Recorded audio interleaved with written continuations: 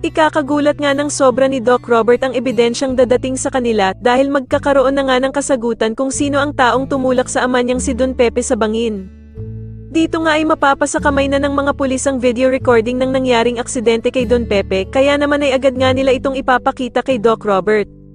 Samantala ay magkakaroon nga ng good news sa Apex dahil sa tuluyan na ngang magbabalik si Annalyn sa pagtatrabaho dito. Kaya naman ay agad na ipapatawag ni Giselle ang lahat ng tauhan sa Apex upang i-welcome si Annalyn sa pagbabalik nito sa kanila. Tuwang-tuwa naman na lalapit si Zoe kay Annalyn at sasabihin nga nito na sa wakas nga daw ay magkakaroon na siya ng kakampi at pariringgan pa nga niya si Justin na meron nga daw na taong humahaba na ang sungay at manang-mana sa nanay nito. Pero agad namang sasagutin ni Justin si Zoe na ibig sabihin ba daw nito na kriminal din siya katulad ng kanyang nanay na si Moira. Kaya naman ay agad na namang aawatin ni Annalyn sila Zoe at Justin na malapit na namang magsalpukan.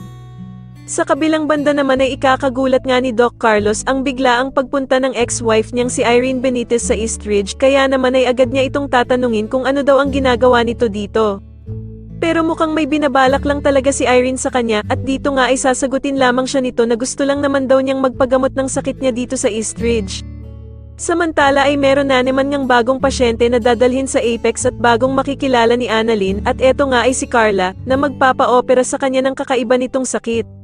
Sa kabilang banda naman matapos nga ang lahat ng paghihirap na dinanas ni Moira, ay mukhang madadala nga siya ni Jingay sa kabutihan matapos ang ginawang pagbabasa nito sa kanya ng Bible. Kaya naman ay magugulat ang lahat sa muling paglabas ni Moira sapagkat tila magbabago na nga ang ugali nito at mas pipiliin na nga lang niyang gumawa ng kabutihan. Dito nga ay madadatnan pa ni Ninang ang ginagawang pagdadasal ni Moira at tatanungin niya nga ito kung dumating na daw ba ang perang hinihintay niya sa kanyang sponsor.